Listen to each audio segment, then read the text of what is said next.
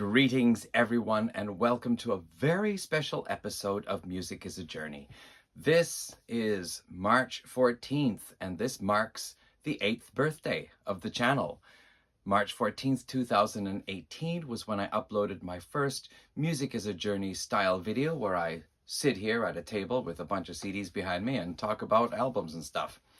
I did actually have 3 videos that I uploaded prior to that one. They were uploaded according to YouTube on March 11th, all 3 of them. And those videos just featured short clips of music with album covers to go along with the music, because I was showing like hard and heavy music from the 1970s from Canada, or early types of hard and heavy music from the 1960s. And then a third video was just some video scenes of natural scenery around Japan with some music composed by a friend of mine, acoustic music. So that was the first 3 videos. And then on March 14th, I started with the very first Music is a Journey style video. So I had lots of ideas for what to do for this video here. I thought I would have some, like a retrospective on the last 8 years, or maybe I would have some confetti party poppers, have a chocolate fondue fountain here or something, maybe have a mime performance. But as usual, I'm in just a big rush to get my videos done. The time for recording videos is always really short, and if I bugger them up, I have to wait a few days before I can try it again. So here we are. I decided what I would do was just to introduce my channel in 7 categories of what I mostly talk about and show an album for each of them. So we're going to get started here with an album called Oceans of Thought by an Italian artist named Marco Ragni. Now, Marco and I have known each other since probably going back to 2016 or so, and he is a good person to illustrate how Music is a Journey got started, because the first year, all the videos I did were to introduce CDs, albums by people that I knew, and I basically knew them all through one artist, the late Colin Tench. The very first Music is a Journey video was a review of Colin Tench's latest album, which was released just days before he suddenly dropped dead in his kitchen due to heart failure. But anyway, there were a lot of artists that he worked together with, collaborated with on different projects, his own and their projects. And so I got to know people, and through those people, I got to know more people. So the first year of Music is a Journey, it was basically a video a month, more or less. And each video featured anywhere from 1 to 5 different artists, and sometimes talking about their history, their discography, sometimes talking about their latest releases. And that trend continued on into the second year, where I continued to do that quite a bit. And since then, from time to time, I've been able to do such a feature. And one of the wonderful things about doing those types of videos was that because I had direct contact with the artist, and sometimes even with the record label, I could ask for permission to feature 30 to 40-second clips from some of the songs off the album. So that's, if you go back to Music is a Journey, we've got a playlist called Listen to These Artists, and those are those videos where I am actually giving some music time. And you could actually hear something from this album too, back there somewhere. So featuring artists, promoting their albums, and featuring samples of music, that's one of the aspects of Music is a Journey, more so in the past than now.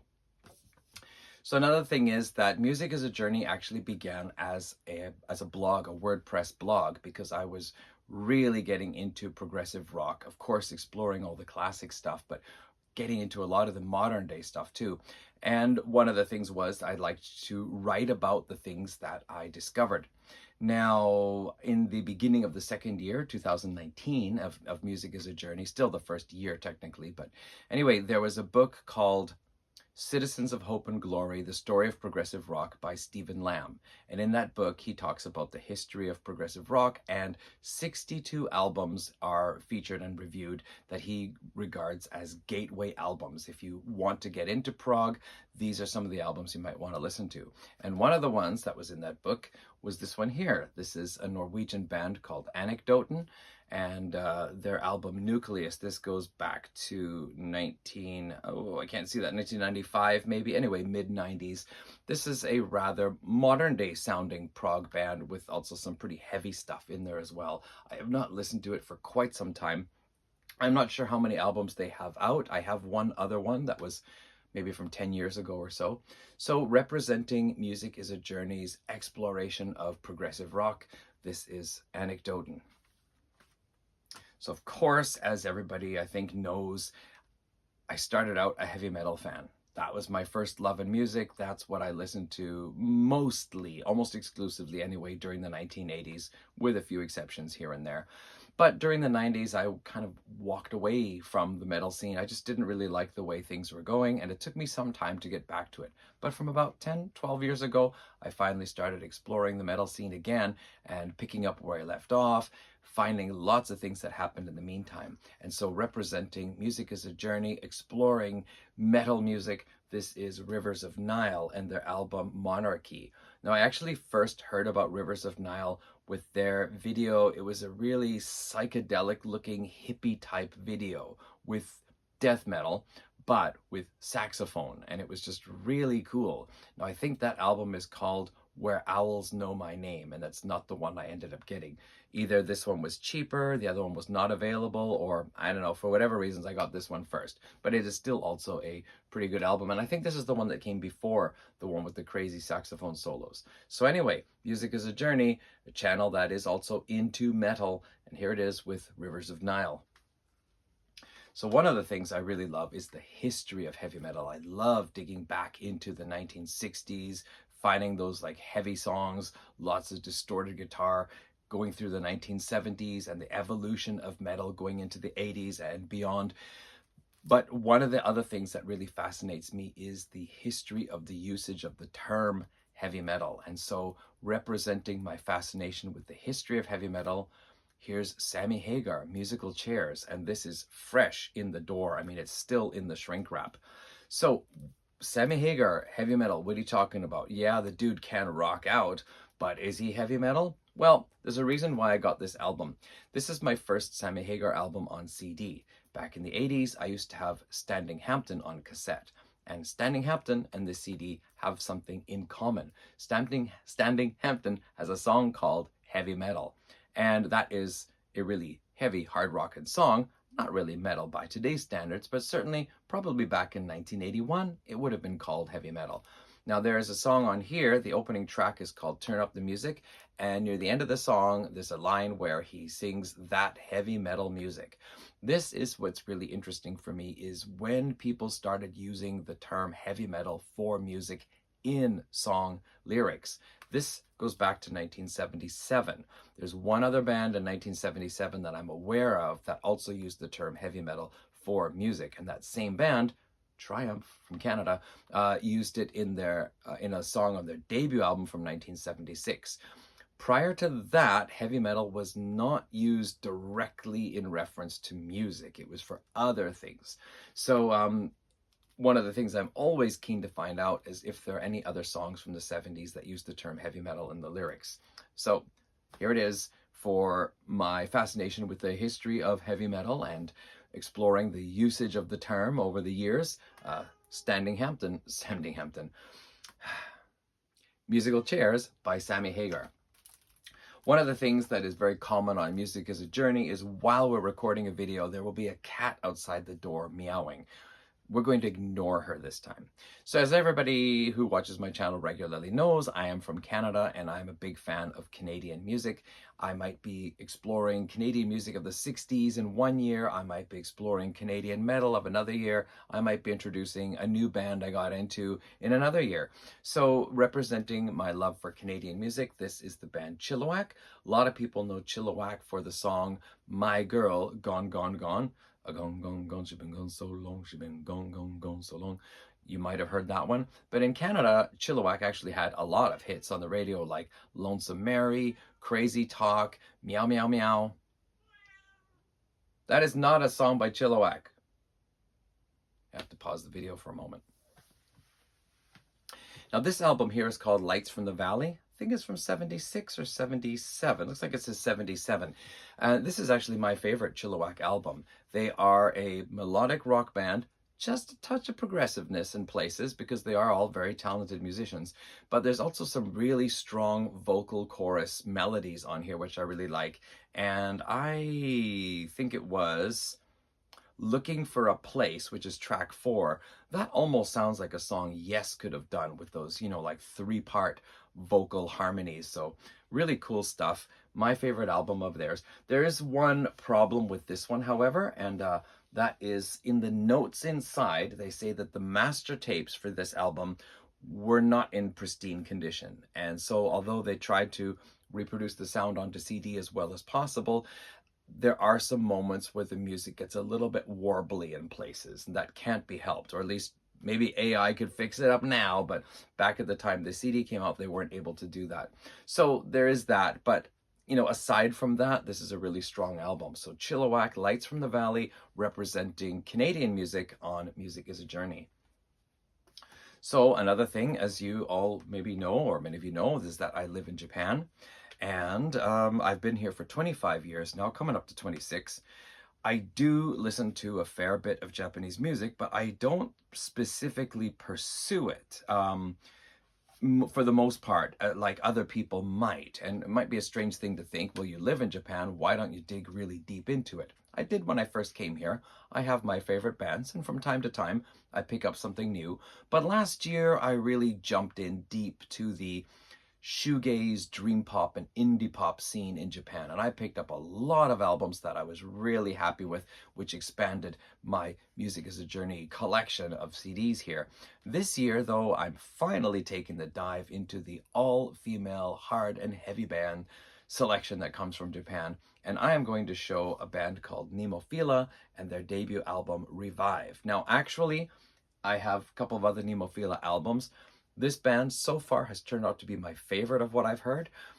They do a more of a metalcore sound, but it is really awesome to think that these 4, well, actually 5 on the first couple of albums, young ladies who look like anybody I might see on a station platform or in a train, they are just really freaking heavy, and the singer is totally all the raw vocals, but they also do have some more modern pop elements, almost this young, tough girl, hip K-pop type element in their music, which honestly I'm not totally that keen on, but they do the heavy stuff so well, it's just like a rush to hear it sometimes.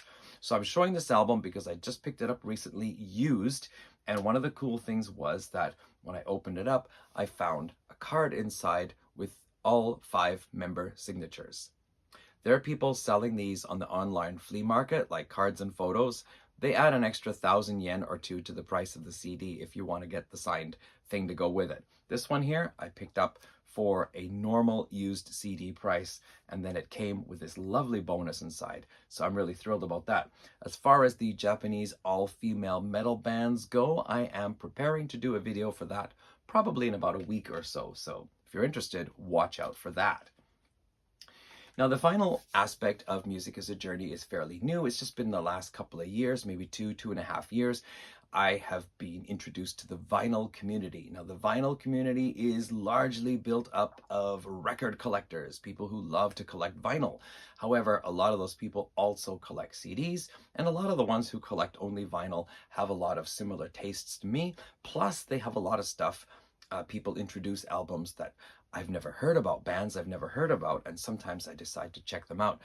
Another wonderful thing just about the vinyl community is that because we're all physical format collectors and all music lovers, we watch each other's channels, we become friends, we comment, and a couple of things to mention about that. One is just seeing things shown on other people's channels I've never heard about. This is a band called The Feelies, a guy named Sean. His channel is Vinyl Sean. He recently talked about The Feelies in a video of his, and I've never heard of them before. So I thought, okay, let me check them out. And actually, I quite liked a lot of the songs I heard, and I decided to pick up this album here, Time for a Witness, going back to like 1991 it is. Yes. So very glad I picked that up, and I've picked up quite a number of albums being inspired by what people had to say in the vinyl community. In the vinyl community, we also have fun together by doing things like threads and tags and challenges where you have to show albums based on a theme. And one person recently, a fellow by the name of Christian Osorio, recently did an Iron Maiden tag where there were, I think it was 20 questions all based on Iron Maiden, and you had to talk about your Iron Maiden albums. And what was interesting about that was I decided it was probably about time that I bought two of the Iron Maiden albums I didn't have. So that is No Prayer for the Dying and Fear of the Dark. I kind of fell off of Iron Maiden for a while back there after Seventh Son of a Seventh Son. So I missed out on these. And actually, in spite of the fact that this one gets a lot of flack, I rather like it. And this one here, actually, I found I like it quite a bit. Now, interestingly enough, there is another thing in the vinyl community called VCLT. That is the Vinyl Community Love Train, where people will send stuff to other people. If I see an album that I know somebody likes and they might be interested in it, and I can get a Japanese copy with an obi strip, I might send it to somebody in another country. And occasionally that happens. Somebody sends something to me recently. There have been a few people very generous.